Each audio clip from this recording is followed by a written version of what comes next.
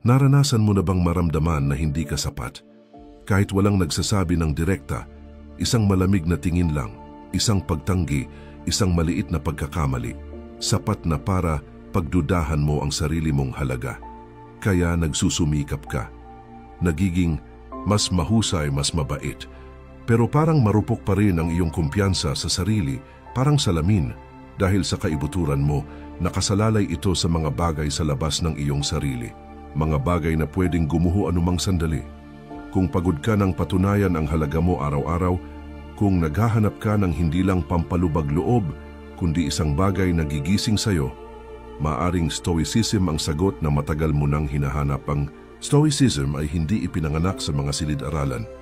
Hinubog ito sa gitna ng mga digmaan, sa sakit, sa pag-iisa. Hindi nito itinuturo ang magpanggap na matatag ka. Tinitrain ka nitong maging tunay na matatag mula sa loob. Ang mapangasiwaan ng damdamin, madisiplina ang isipan, matanggap ang mga bagay na hindi mo kayang baguhin, at tumindig ng matuwid kahit walang sumusuporta sa'yo. Kung mananatili ka hanggang sa dulo ng video na ito, iiwanan kita ng 10 prinsipyong stoic, hindi mga teorya, kundi mga kasangkapan. Mga kasangkapan para muling buuin ang respeto mo sa sarili. Mula sa loob, palabas, wala nang pagpapanggap, wala nang paglalambing sa sarili, tunay na tapang lang. 1. Kontrolin ang kaya mong kontrolin. May isang kakaibang katotohanan. Karamihan sa ating emosyonal na sakit ay hindi talaga galing sa nangyari, kundi sa paniniwalang dapat ay iba ang nangyari. Hindi nag-reply ang kaibigan mo, binaliwala ng katrabaho mo ang sinabi mo sa meeting. Masaya na ang ex mo pagkatapos ng hiwalayan. Ang mga ganitong sandali na tila maliit lang ay unti-unting sumisira sa ating tiwala sa sarili. Bakit? Dahil iniisip nating dapat ay kontrolado natin ang mga ito. Ang stoicism, tuwiran at walang pasintabi, ay nagsasabing hindi. Wala kang kontrol sa mga yan. At habang mas maaga mong tanggapin ito, mas magiging malaya ka. Pag-isipan mo, kaya mo bang piliting mahalin ka ng isang tao? Hindi. Kaya mo bang ipilit sa isang tao na makinig, rumespeto o umintindi? Hindi rin talaga. Pero kaya mong piliin kung paano ka tutugon. Nang may kalma, may dignidad, nang hindi kinakabagan o sumisigaw. Isipin mong parang isang tahanan ang isipan mo. Kapag pinapasok mo ang kahit sino at hinayaan silang guluhin ang loob nito, nawawalan ka ng kontrol. Pero kung pinipili mo lang kung ano ang papasukin, ang mga iniisip mo, mga aksyon mo, mga tugon mo, ikaw ang may hawak. Yan ang tunay na respeto sa sarili. Hindi kayabangan, hindi pagiging manhid, kundi malinaw na pag-unawa kung ano ang sayo at ano ang hindi mo saklaw. At sa hangganang yan may kalayaan. Kapag tumigil ka sa pag-aabang ng papuri, paghingi ng tawad o eksaktong asal na gusto mo, titigil ka rin sa paghingi ng kumpirmasyon mula sa mundo. Sa halip, matututo kang tumayo sa sarili mong paa. Tumbok agad ni Seneca ang kahulugan ng panloob na kalayaan. Pinakamakapangyarihan ang taong may kapangyarihan sa sarili. Ang tunay na malakas na tao ay hindi yung kayang kontrolin ang mundo, kundi yung kayang kontrolin ang sarili kahit ano pa ang ibato sa kanya ng mundo. Heto ang isang simpleng pero makapangyarihang gawain. Tuwing nakakaramdam ka ng inis, pagkadismaya o sakit dahil sa ibang tao, huminto ka muna. Sa halip na itanong, bakit sila ganito? Itanong mo, nasa kontrol ko ba talaga ito? At kung ang sagot ay hindi, alam mo na ang dapat gawin, bitawan mo. Hindi dahil mahina ka, kundi dahil pinoprotektahan mo ang respeto mo sa sarili. Napansin mo ba? Ang mga taong kalmado at matatag ay bihirang pag-usapan ang opinyon ng iba. Hindi dahil wala silang pakialam, kundi dahil pinipili nilang magbigay ng atensyon sa mga bagay na tunay na mahalaga.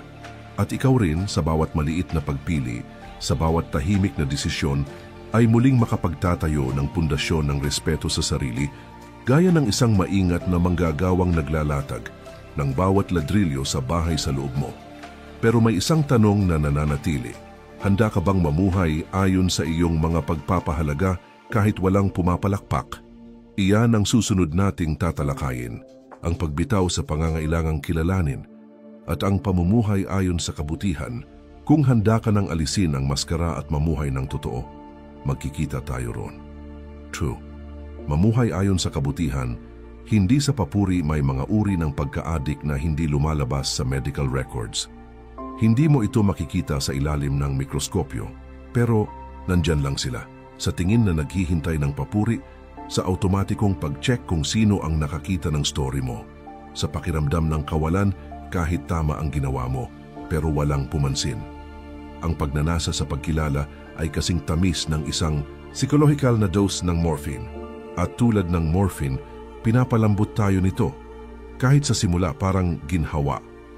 Hindi lang sinasabi ng stoicism na bitawan mo ang pangangailangan sa papuri. Hinaharap nito mismo ang pagka-addict at sinasabing, ito ay kailangang mapagtagumpayan kung gusto mong magkaroon ng tunay na respeto sa sarili. Ang respeto sa sarili ay hindi kayabangan. Isa itong tahimik na lakas na hindi naaapektuhan ng papuri o batikos. Ito ay ang uri ng pamumuhay na hindi para makita, kundi dahil alam mong tama ang ginagawa mo. May isang kwento na palagi kong naaalala tuwing pinag-uusapan ito, at sa palagay ko, dapat mo rin itong marinig. Baka mas malapit ito sa buhay mo kaysa inaakala mo. Ang pangalan niya ay James, isang mahusay at masigasig na designer. Pero hindi sa kanyang galing umiikot ang buhay niya, kundi sa feedback tuwing gabi. May sinabi ba ang kliyente? May nagpasalamat ba sa team? Bawat papuri ay parang sukal sa sistema. Kapag wala, para siyang taong gustong tumigil sa paninigarilyo. Balisa, di mapakali. Dumating ang bagong boss, isang taong hindi naniniwala sa bulahan. Lahat ng papuri biglang nawala. Patuloy pa rin si James sa trabaho niya. Walang imik ang lahat. Sa unang linggo, galit siya. Sa ikalawa, nawalan siya ng direksyon. Sa ikatlo, tinanong niya ang sarili, kung walang nagsasabing magaling ako, ibig bang sabihin noon ay hindi ako magaling? Ang tanong na yun ang nagbukas ng bagong paglalakbay. Sa halip na maghintay ng opinyon, sinimulan niyang suriin ang sarili. Gabi-gabi niyang tinatanong ang sarili. Ginawa ko ba ang tama ngayon? Ibinigay ko ba ang lahat? Nagsinungaling ba ako sa sarili ko? Walang palakpakan, pero mahimbing siyang nakatulog. Walang paaralang nagtuturo nito. Pero sabi ni Epictetus, kung gusto mong umunlad, matutong tanggapin na isipin ng iba na hangal o tanga ka. Iyan ang mapait na gamot ng stoicism.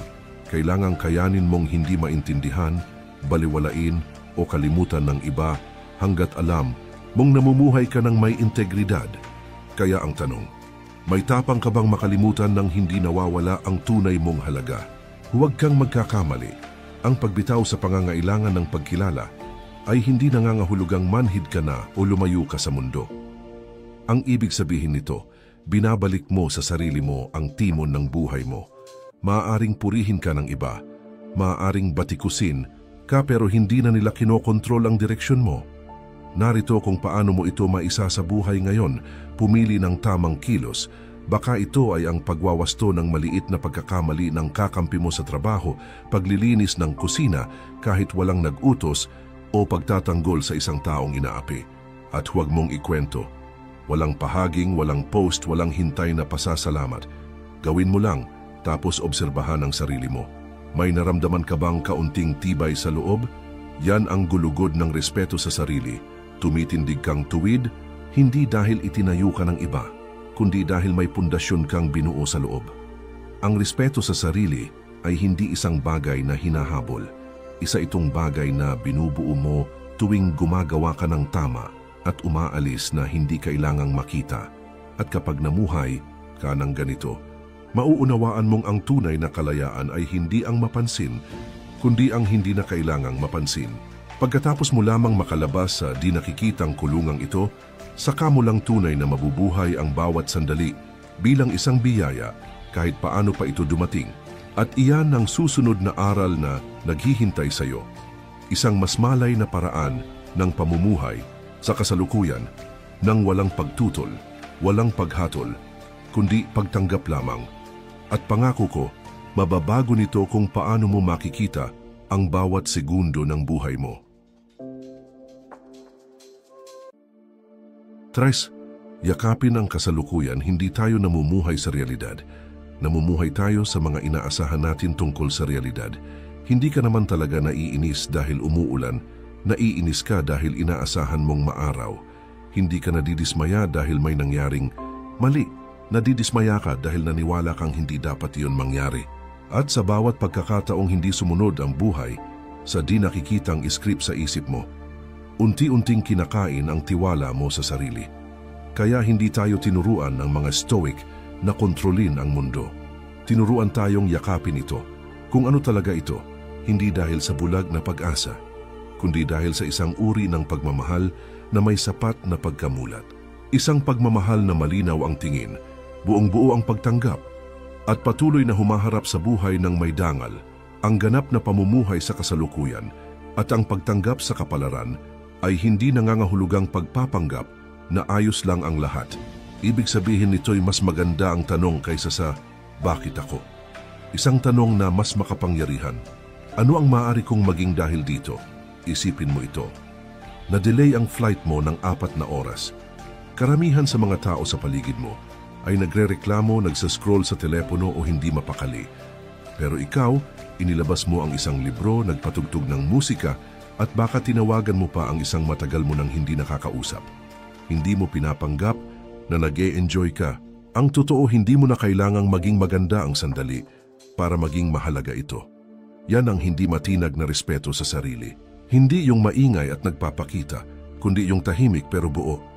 Ang katiyakang ikaw ay kung sino ang pinipili mong maging, anuman ang nangyayari sa paligid mo. May isinulat si Seneca, ang hiyas ay hindi kikinang kung walang friction at ang tao ay hindi mahuhubog kung walang pagsubok. Hindi tinatanggal ng pressure ang halaga mo, ipinapakita lang nito kung ano ka talaga. Pero mangyayari lang ito kung titigil ka sa paglaban, sa pagrereklamo, at talagang mananatili sa mismong sandali, kahit gaano pa ito kahindi komportable. May tanong ako, kung walang sinumang makapansin sa mga pagsisikap mo, mamumuhay ka pa rin ba ng may integridad? Kung ang sagot mo ay oo, congratulations. Nakaugat ka na sa isang bagay na mas malalim kaysa sa papuri. Nakaugat ang halaga mo sa kung sino ka, hindi sa sinasabi ng iba. Kung ang sagot mo naman ay hindi, dito ka magsisimula, maging ganap sa kasalukuyan. Tumigil sa pakikipaglaban sa mga bagay na hindi mo mababago. At gawing patunay ng lakas mo ang bawat sandali, lalo na ang mahihirap.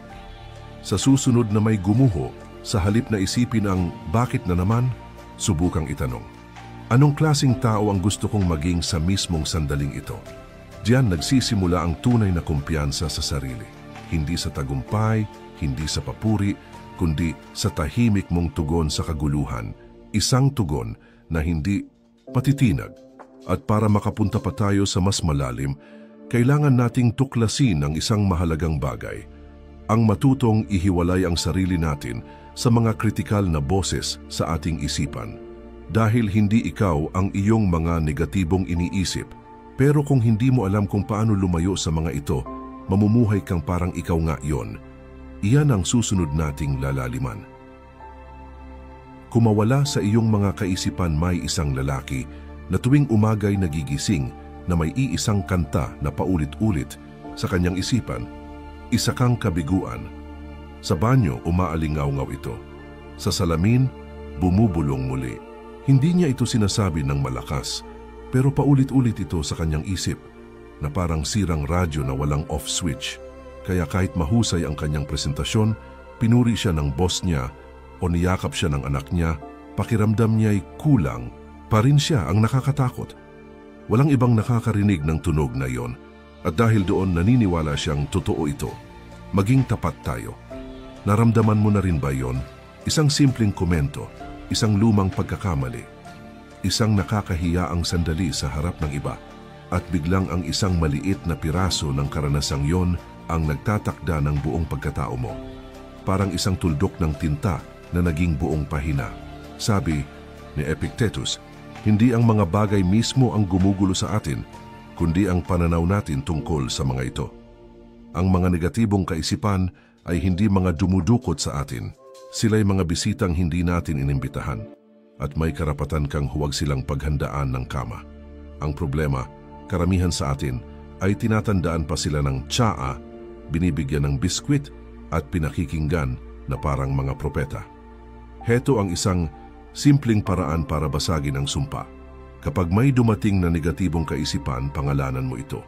Halimbawa, ayan na naman yung kritikal na boses na lumalabas tuwing nagkakamali ako. Sa pagbibigay ng pangalan, parang sa isang batang, Pilyo, nakikita mong bahagi lang ito ng sarili mo, hindi ikaw ng buo. Isang kabanata lang, hindi ang buong libro. May estudyante akong nagsabi, pakiramdam ko ang bobo ko kasi mahina ako sa math. Tinanong ko siya, kung ang isang football player ay hindi magaling sa tennis, ibig sabihin ba noon palpak na siya? Natawa siya. Ganun klasing sirang lohika ang madalas nating pinaniniwalaan araw-araw.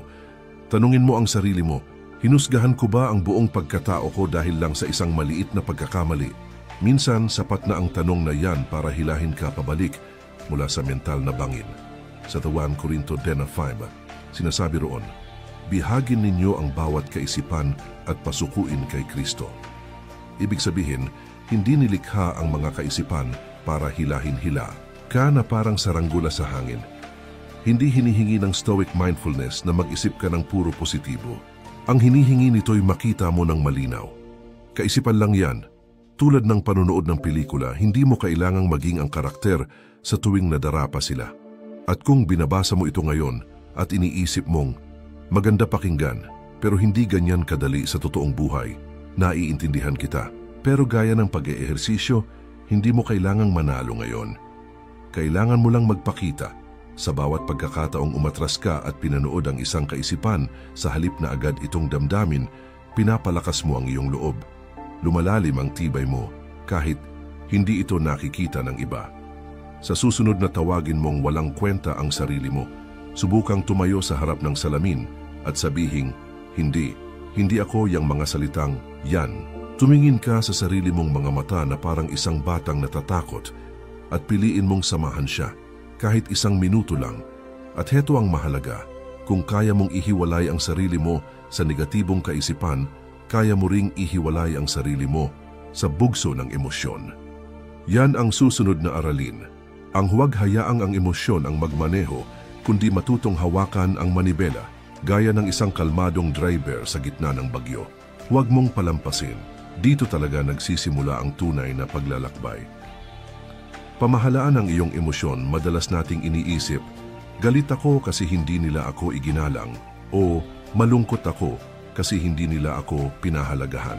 Pero sandali lang, pagmasdan mong mabuti ang mga emosyong yan. Totoo bang galit ka o ipinagtatanggol mo lang ang isang bersyon ng sarili mo? Talaga bang malungkot ka o nasaktan lang ang ego mo? Hindi kalaban ang emosyon. Pero kapag inakala mong ito ang pagkatao mo, ibinibigay mo ang kontrol sa isang bagay na kasing labo ng usok. Ang isang stoic ay hindi pinipigil ang emosyon. Humahakbang siya palayo para pagmasdan ito. Parang isang taong tumingin sa salamin at nakita ang alikabok sa mukha. Hindi niya binabasag ang salamin. Nililinis niya ang kanyang mukha. Ang emosyon ay datos. Sinasabi nito, ito ang pinaniniwalaan mong totoo sa ngayon. Pero ang pilosopiyang Stoic ay nagtatanong, totoo ba talaga ang paniniwalang yan? Ang tunay na issue ay hindi kung ano ang nangyayari sa labas, kundi ang kwentong ikinukuwento mo sa sarili mo sa loob. May isang babaeng nagngangalang Emily na minsang nagbahagi ng kwento. Nagtatrabaho siya sa media, isang mundong puno ng walang humpay at madalas brutal na feedback.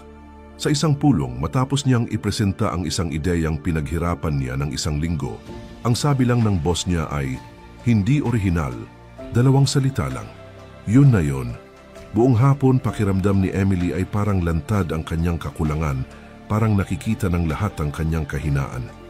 Wasak siya. Pero kalaunan, habang tahimik siyang nakaupo sa bahay, isinulat niya ang kanyang nararamdaman. Tapos tinanong niya ang sarili, nasaktan ba ako dahil sa sinabi? O dahil naniniwala akong kapag hindi pinatunayan ang ideya ko, wala akong halaga? Doon bumaliktad ang lahat. Napagtanto niyang hindi sa realidad nakaugat ang sakit, kundi sa pag-uugnay ng kanyang halaga sa pag-apruba ng iba. Isipin mo, ilang beses ka nang na-offend kahit wala namang totoong umatake sa'yo, ego mo lang ang nag-react. Kung may nagsabi sa'yo ng bobo ka sa wikang hindi mo naman naiintindihan, hindi ka masasaktan. Nagsisimula lang ang sakit kapag binigyan mo ng kahulugan ang mga salita. Kaya paano mo sasanayin ang sarili mong manatiling kalmado? Hindi sa pagpigil ng emosyon, kundi sa pagbibigay ng bagong pananaw. Tuwing may malakas na damdamin na lumilitaw, subukan mo ito. Palitan mo ang tanong na, bakit nangyayari ito sa akin? Nang anong paniniwala ang hawak ko kaya ako ganito mag-react? Ang tamang tanong ang magiging angkla mo sa gitna ng bagyong emosyonal. Hindi mo kailangan ng espesyal na journal o mood tracking app.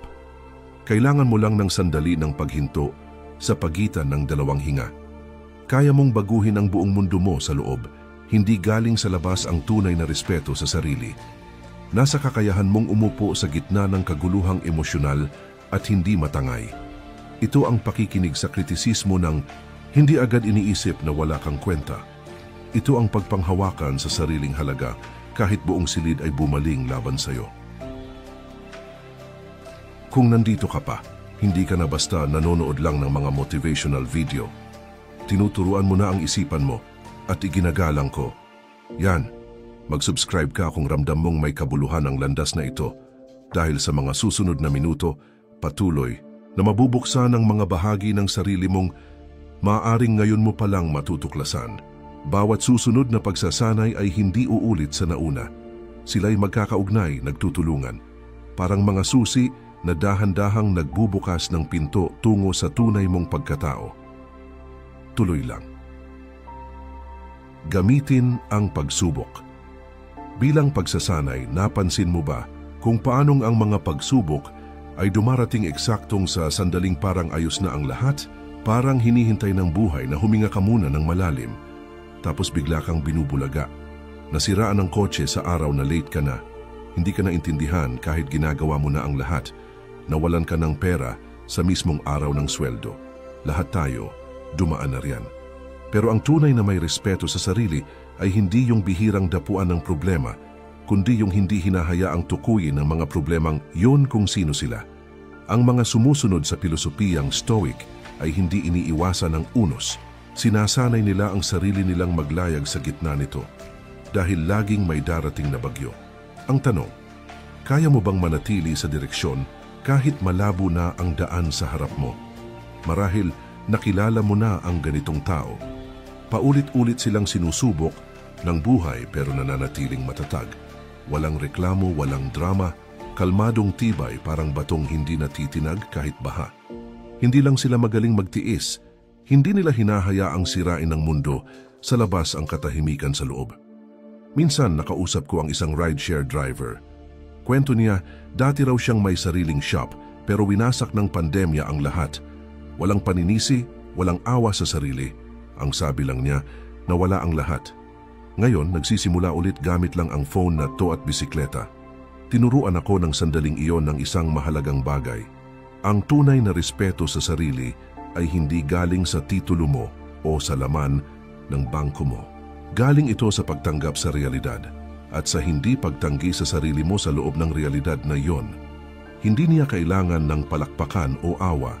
Ang kailangan niya lang ay ang katiyakang gumagalaw siya sa tamang direksyon. Mabagal man, mag-isa, man basta't pasulong. May isang kakaibang prinsipyo sa Stoicism, praktikal kahit tila hindi. Baligtarin mo ang balakid. Sa halip na magtanong ng, bakit ako? Itanong mo, paano ako lalakas dahil dito? Pagkakanulo. Panahon para magtiwala sa sarili mong kutob. Pagkakatakwil, oportunidad na patunayan sa sarili mong may halaga ka kahit walang pumapansin. Kritisismo, isang pagpili. Masasaktan ka ba o sisilipin mo kung sino ka talaga? Narito ang isang simpleng paraan. Kapag may nangyaring nakakagulat o nakakainis, huwag ka agad mag-react. Huminto ka muna ng 5 segundo, huminga at itanong sa sarili mo, anong itinuturo ng sitwasyong ito sa akin? Ang inis ay nagtuturo ng pagpipigil. Ang pag-iisa ay nagtuturo ng pagiging sapat sa sarili. Ang pagkawala ay nagtuturo kung paano magpakawala. Walang may gustong matuto ng ganitong mga leksyon, pero hindi mo kailangang mahalin ang guro para matutunan. Ang aralin may linya sa Biblia. Ang kapighatian ay nagbubunga ng pagtitiyaga, ang pagtitiyaga ng karanasan, at ang karanasan ng pag-asa. Ang sakit ay hindi nagpapahina kung handa kang lampasan ito. Sa kabilang panig ng pagsubok, may nakukuha kang hindi matitinag, pananalig sa sarili. At walang makakapagbigay sa iyo ng respeto sa sarili ng mas mabilis kaysa sa pagkamit mo nito sa harap ng hirap. Hindi na ganoon kabangungot ang pagsubok kapag naunawaan mong hindi ikaw lang ang dumadaan dito. Ang mahalaga, huwag kang bibitiw. Maaaring hindi mo kontrolado ang mga pangyayari, pero kontrolado mo lagi kung paano ka tutugon. At doon nagsisimula ang respeto sa sarili sa maliliit at tahimik na desisyong ginagawa mo kahit walang nakakakita. Kapag ganito ka na mamuhay, titigil ka ng ikumpara ang sarili sa iba. Dahil sa puntong yon, mauunawaan mong ang tanging karerang tinatakbo mo ay laban sa sarili mo lang. At yan ang susunod na leksyon. Chiw. Iwasan ang paghahambing na katayo ka sa harap ng salamin, hinuhusgahan ang sarili, hindi mula sa sariling mata kundi sa paningin ng isang taong nasa internet. Isang taong mas maganda ang katawan, mas mabilis ang takbo ng karera, tila ba kumpleto na ang buhay. Isang iglap lang ng pag-scroll sa Instagram at para bang biglang bumulusok ang tingin mo sa sarili mo. Malupit na ipahintulot na ang halaga mo'y base lang sa isang larawang may filter. Pero naalala mo rin kung gaano mo ipinagmalaki ang makatapos ng isang 10 minutong ehersisyo sa umaga o ang tapang na kailangan para tumanggi sa lakad dahil kailangan mong magpahinga. Kaya sino nga ba ang may karapatang magtakda kung sino ka? Simple lang ang sagot. Ikaw o wala. Alam na alam ito ng mga Stoic. Ang paghahambing sa sarili sa iba ay parang paggamit ng metro ng iba para sukatin ang bahay mo. Hindi kailanman akma. Kahit gaano pa kalayo ang marating mo, palagi mong mararamdaman na kulang pa rin. Isipin mo, may naging mahusay bang pianista sa pamamagitan lang ng panunood ng iba? Siyempre hindi. Umuupo sila araw-araw, sinasanay ang mga daliri, isang nota sa bawat pagkakataon. Ganyan din ang buhay. Gusto mo ng tibay ng respeto sa sarili? Tumigil kang tumingin sa paligid. Tumingin ka sa kamay mo. Ano bang ginagawa mo? Tumingin ka sa isipan mo. Ano ang iniisip mo? Tumingin ka sa mga desisyon mo. Ano ang pinipili mo? Ang paghahambing ay isang uri ng adiksyon na hindi mo agad namamalayan. Hanggang sa unti-unting sinasakal ang maliliit mong kasiyahan. Nagkaroon ka ng dagdag sa sahod. Pero mas malaki ang nakuha ng kaibigan mo. Biglang nawala ang saya mo. Pero subukan mong umupo at isulat ang 3 bagay na dati mong kinatatakutan pero ngayon ay kaya mo na, tulad ng pagsasalita sa meeting, pagtanggi sa imbitasyong hindi mo gusto, o pagsusuot ng damit na gusto mo talaga. Doon mo makikita, lumago ka na, at yan ang karapat-dapat ipagdiwang. Noong 2016 Olympics sa Rio, may isang sandali na naging viral. Si Michael Phelps na nakatingin lang ng diretsyo habang ang karibal niyang si Chad Leclos ay sumulyap sa kanya. Kumalat ang larawan hindi lang dahil sa kompetisyon, kundi dahil naging simbolo ito ng matinding focus. Isang taong buong-buo sa sarili, hindi na tinag kahit may karibal sa tabi. Kung gusto mong dalhin ang ganoong focus sa buhay mo, itanong mo sa sarili tuwing gabi, sa anong maliit na paraan ako naging mas mabuti ngayon kaysa kahapon? Hindi kailangang malaki. Ang mahalaga, totoo. Baka uminom ka ng sapat na tubig, nanatiling kalmado sa trapik, o nakapagpadala ng pasasalamat. Ang mga simpleng gawain na yan kapag paulit-ulit, ang bumubuo ng pundasyon ng sariling halaga. Isang bagay na hindi mananakaw ng kahit sino. Gusto mo ng isang simpleng pero makapangyarihang hakbang? Tuwing mahuli mong sarili mong naghahambing, huminto ka ng 15 segundo. Huminga, taimtim mong sabihin sa sarili, walang nagsabing kailangan kong maging tulad nila. Hindi ito pagtanggi sa realidad, ito ay sadyang pagpili ng ibang pananaw. At kung iniisip mong kailangan mong kayanin lahat mag-isa, hintayin mo ang susunod na bahagi. Makikita mo, ang tunay na lakas ay hindi ang hindi kailanman umasa. Ito ay ang marunong kang magbukas ng sarili at tanggapin ang kamay na umaabot sa iyo. Chotsi, maging mapanagot sa sarili. Pero mapagpakumbaba nagtatrabaho ka hanggang 1:00 ng madaling araw, pagod na pagod, wala nang gana ang utak mo, pero patuloy ka pa rin, pilit tinatapos ang ulat. Hindi dahil hinahabol ka ng boss mo, kundi dahil ayaw mong istorbohin ang katrabaho mo, para lang sa isang simpleng tanong, pamilyar ba? Yan ang pagiging self-reliant na sobra na. Kapag ang dangal ay nagiging ego at ang ego'y nagiging matigas na balangkas na humahad lang sa iyo sa pagkatuto, pakikipag-ugnayan at pagpapagaan ng pasan. Hindi kailanman sinabi ng Stoic na kailangan mong gawin ang lahat ng mag-isa. Sa kabaligtaran, itinuturo nito na malinaw mong makita kung ano ang kontrolado mo at kumilos ng may karunungan. Ang paghingi ng tulong ay hindi kahinaan. Ito ay pagkilala sa sarili mong hangganan. Minsan, ang isang kamay na handang tumulong, sa tamang sandali ang tanging bagay na makakapigil sa iyong pagkapundi. Hindi mo kailangang ikaw ang maglatag ng bawat ladrilyo ng bahay para lang patunayan na isa kang responsableng tao. Minsan, ang pagkuha ng bihasang tagapagtayo ang pinakaresponsabling hakbang. Isipin mo ito. Isa kang sasakyang umaakyat sa matarik na burol. Maaari mong idiin ng todo ang gas hanggang sumuko ang makina.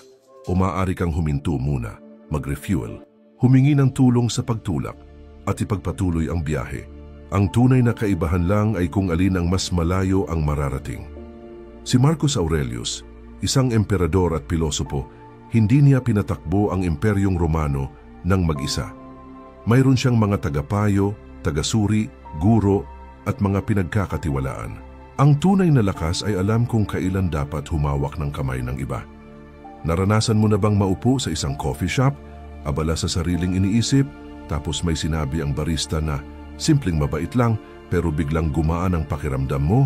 Ganyan ang kapangyarihan ng koneksyon. Hindi tayo nilikhang mamuhay ng hiwalay. Kahit pa ikaw ay tahimik, luhikal at hindi pala bukas. Ang isang mensaheng tulad ng, "Ayos lang ako, pero pwede bang kunin ko ang opinyon mo rito?" ay maaaring magbago ng takbo ng araw mo.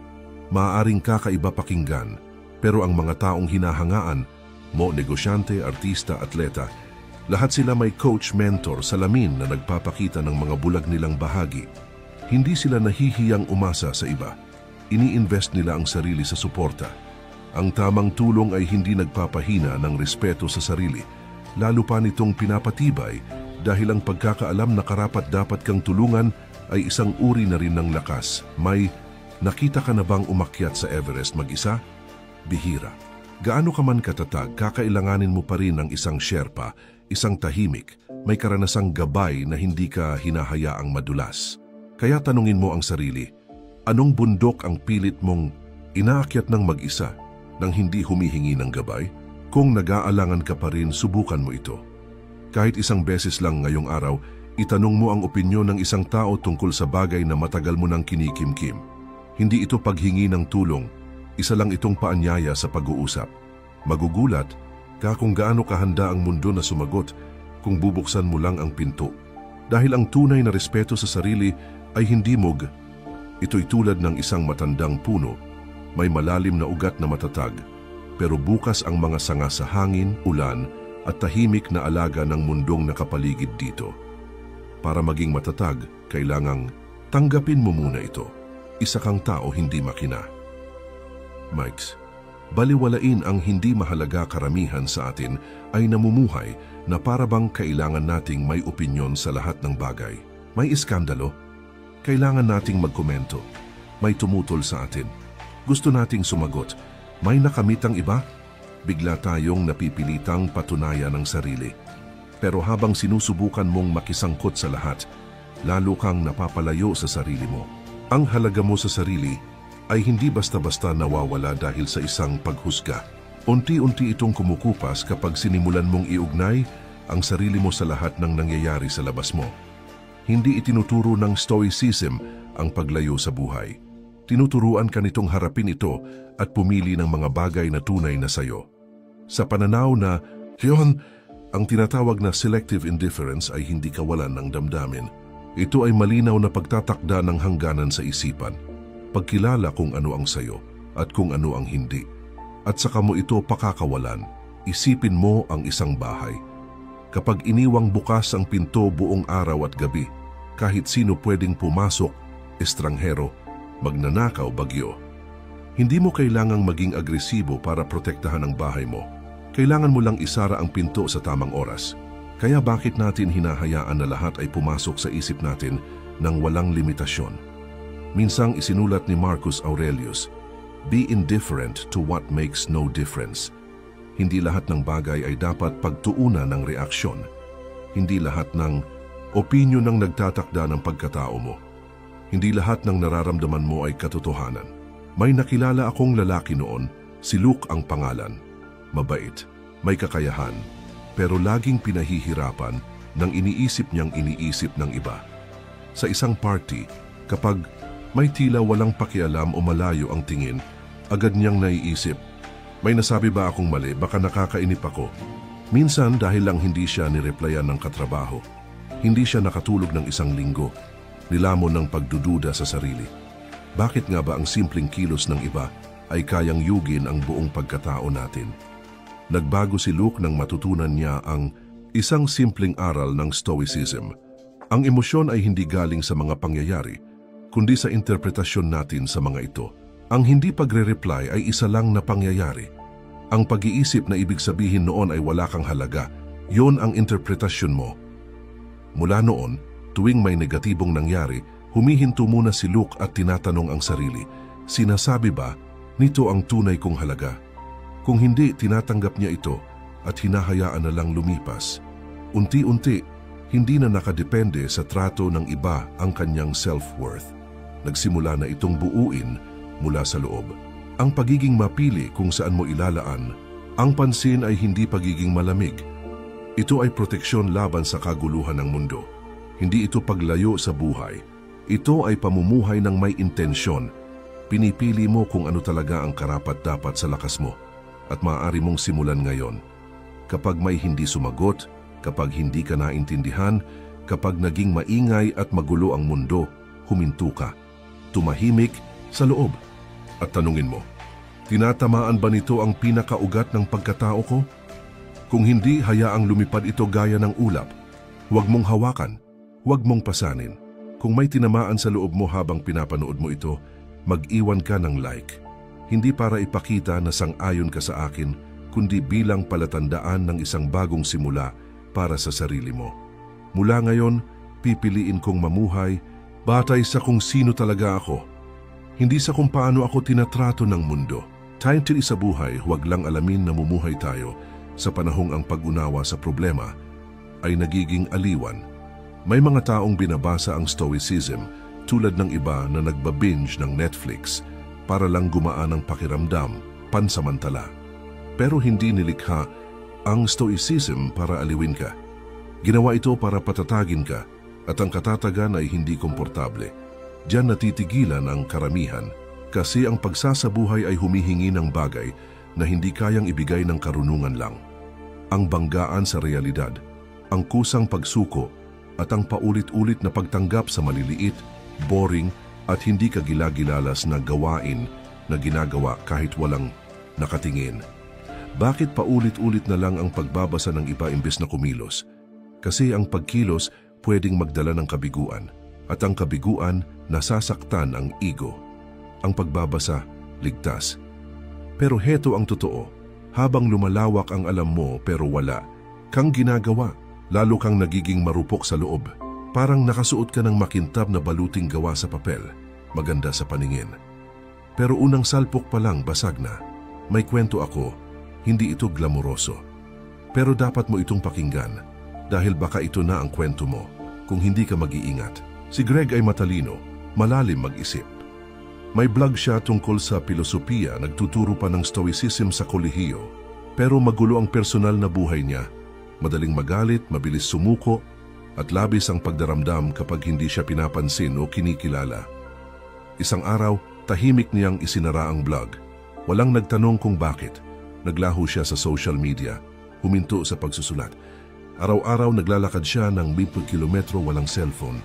Nagsusulat siya ng 3 sandali sa araw na nadismaya siya sa sarili at pinipili ang isa para itama kinabukasan. Walang nakakita, walang pumalakpak, pero unti-unti naging tahimik siya, matatag. At ang pinakamahalaga, hindi na niya kailangang magmukhang marunong sa filosofiya. Isinasabuhay na niya ito. Ang naitayo niya ay hindi paghanga ng iba, kundi yung kakayanang tumingin sa salamin at hindi pandirihan ang sarili. Ikaw ba si Greg na hindi pa ginagawa ang trabaho? Nagtatago ka ba sa paulit-ulit na pag-aaral para maiwasang harapin ang totoong buhay? Minsang isinulat ni Seneca, ang filosofiya ay nagtuturo sa atin na kumilos, hindi lang magsalita. Kasi ang halaga ay nasa gawa, hindi sa salitang maganda lang pakinggan. Kung gusto mong magkaroon ng tunay na self-respect, gawin mo ito. Pumili ng isang prinsipyo, isang konkretong aksyon, isang simpleng gawi na pinaniniwalaan mo at gawin mo ito araw-araw sa loob ng 30 araw. Walang atrasan, walang sabihan. At kapag nahuli mong sarili mong naghahanap ng dahilan para magpaliban, huminto, huminga. Gawin mo ang bagay na matagal mo nang iniiwasan. Nandoon ang respeto mo sa sarili, hindi sa pagtatapos ng isa pang libro. Huwag mong hayaang maging disguise ang kaalaman para sa mas pinong anyo ng katamaran. Ang pilosopiyang hindi isinasabuhay ay dekorasyon lang. At ang Stoicism, kailanman, ay hindi ginawa para ipang-display. Ginawa ito para sa sandaling duguan na ang kamay mo pero kailangan mo pa ring kumilos.